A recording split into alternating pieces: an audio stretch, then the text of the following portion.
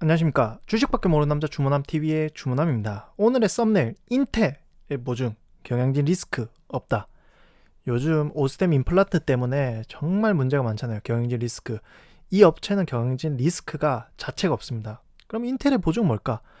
일단 무슨 업체인지 궁금하지 않으세요? 자, 무슨 업체일까요? 바로 인텍 플러스입니다. 오늘 날짜 2022년 1월 9일입니다. 인텍 플러스의 실적 체크를 보면요. 2021년 3분기는 매출액, 영업이익, 당기순이익 보시면요. 매출액은 꾸준하게 우상향을 하고요. 영업이익, 당기순이익 역시도 꾸준하게 우상향합니다. 그리고 눈에 띄는 게 이 영업이익률입니다. 26.68%로 어떤 해보다 정말 높은 영업이익률이 나왔다. 아직 4분기가 안 들어갔군요. 기대됩니다. 그래서 세부 내역을 보면요. 반도체 외관 검사, 미드엔드 디스플레이 외관 검사, 외관 검사. 그러니까 외관 검사 업체를 생각하시면 되는데요. 반도체 외관 검사가 44%, 그리고 미드엔드가 22%, 반도체 쪽은 66%로 생각하시면 될 것 같고요.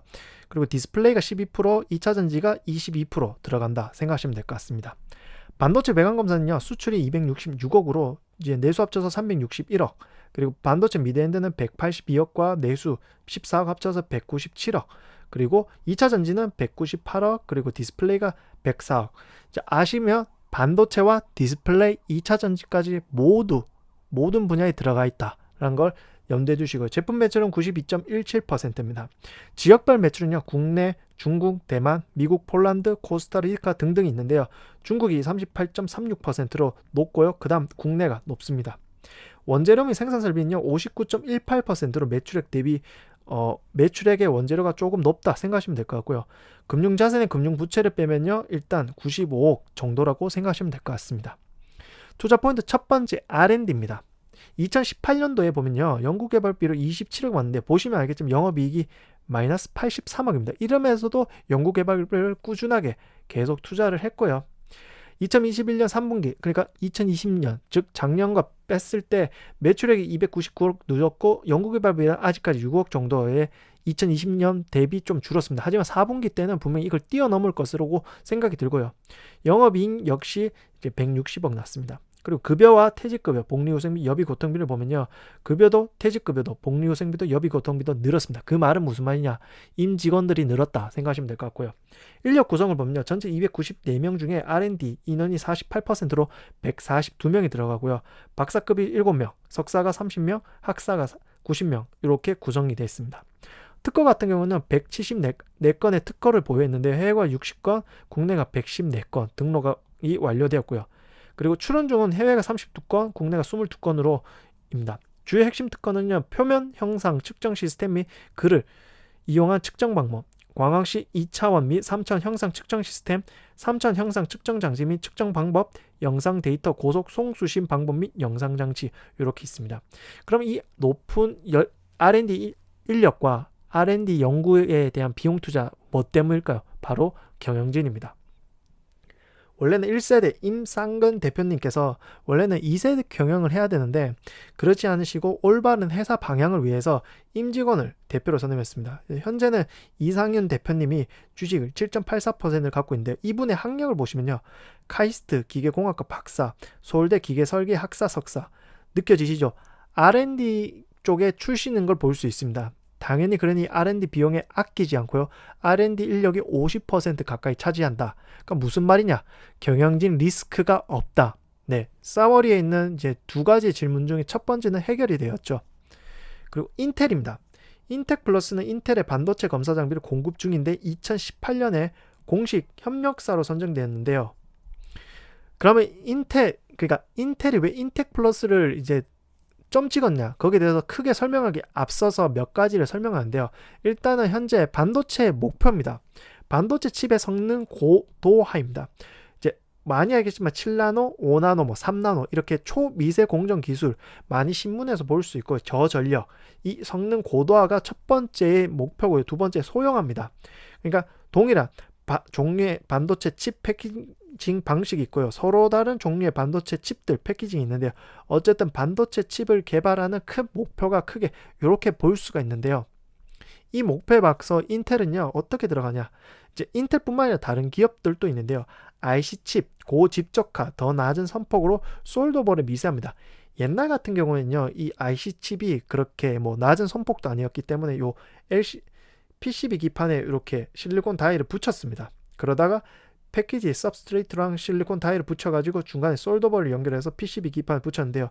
점점 미세해지다 보니 이 패키지 सब스트레이트와 PCB 이렇게 있는데요. 볼 크기가 다르잖아요.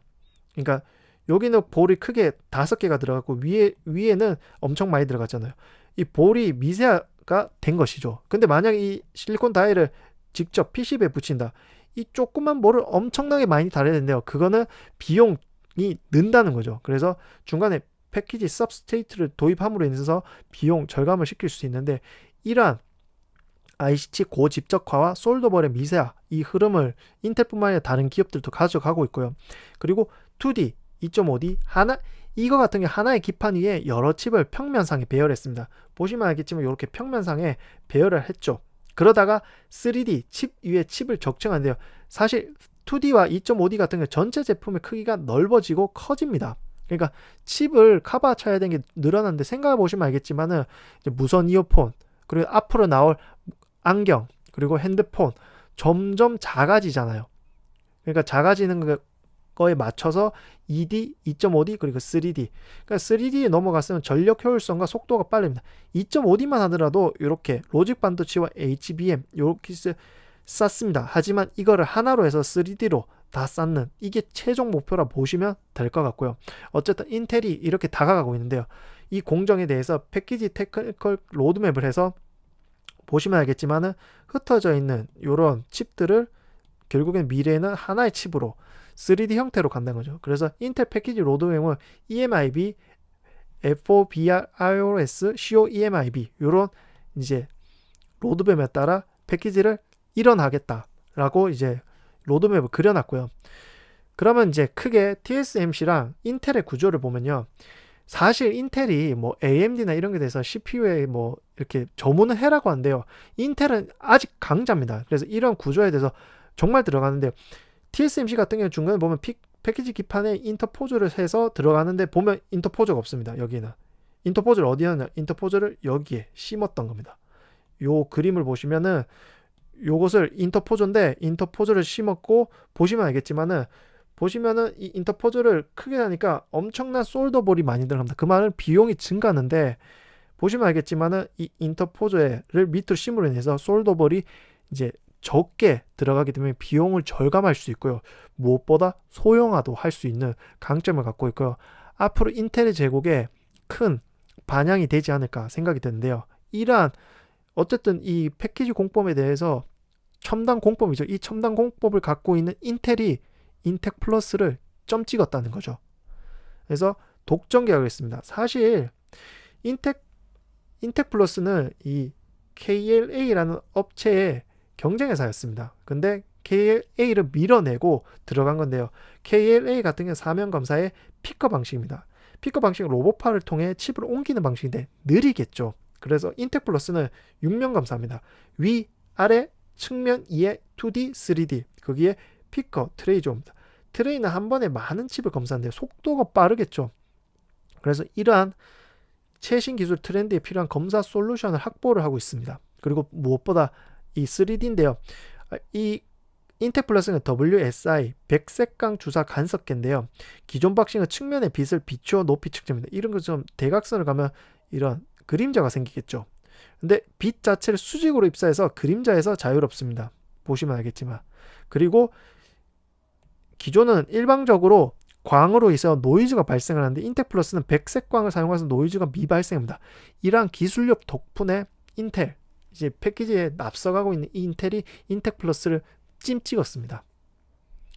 그래서 인텔의 장비를 납품하는 이 레퍼런스, 이 장비 업체 등록 효과로 인해서 고객사가 늘고 있고요.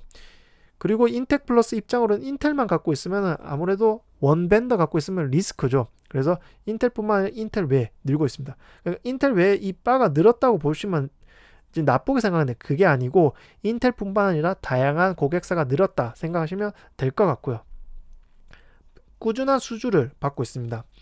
이제 올해도 엄청난 수주를 받았는데요. 사실 계약 해지권도 있습니다. 일박적 해지 통보로 인해서 이 보상 금액도 받긴 했지만 어쨌든 인텔에 납품하는 이 백데이터를 바탕으로 인해서 다양한 꾸준한 수주를 하고 있고요. 그리고 여기서 더 인텔에 납품을 하면 인텔가 첨단 쪽으로 첨단 기술이 나아갈 거 아니에요. 거기에 대해서 테스트 장비도 역시 이제 발전할 거예요. 같이 발전한다 생각하시면 될 것 같고요. 신규 시설 공장 증축입니다. 80억을 들여서 신규 시설 공장 증축을 했고 올해 5월 31일 날 이 공장이 완공된다 생각하시면 될 것 같고요. 그리고 증자 및 감자는 전환권 행사는 2019년 12월 13일로 끝났고요. 주식 매수 선택권은 2021년 10월 15일로 끝났습니다. 그리고 이 발행 실적을 보시면 알겠지만은 없습니다. 재무제표상은 일단 깔끔하게 나옵니다. 그래서 결론인데요. 2021년 3분기 보면 매출액, 영업이익, 당기순이익 역대급이고 영업이익률이 26.68%, 시가총액이 3,784억입니다. 퍼는 16.4고요.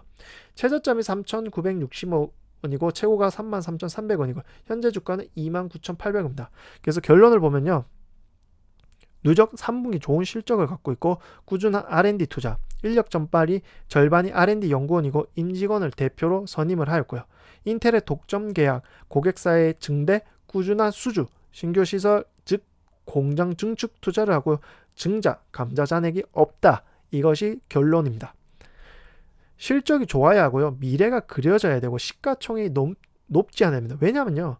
저희가 먹어야죠. 개미가. 어떻게 정보나 뭐 이런 뭐 빨리 할 수 없기 때문에 실적도 좋고 미래가 그려지고 시가총액이 낮은 기업을 산다고 저는 생각하고요. 앞으로도 괜찮은 기업으로 여러분께 찾아뵙도록 하겠습니다. 감사합니다.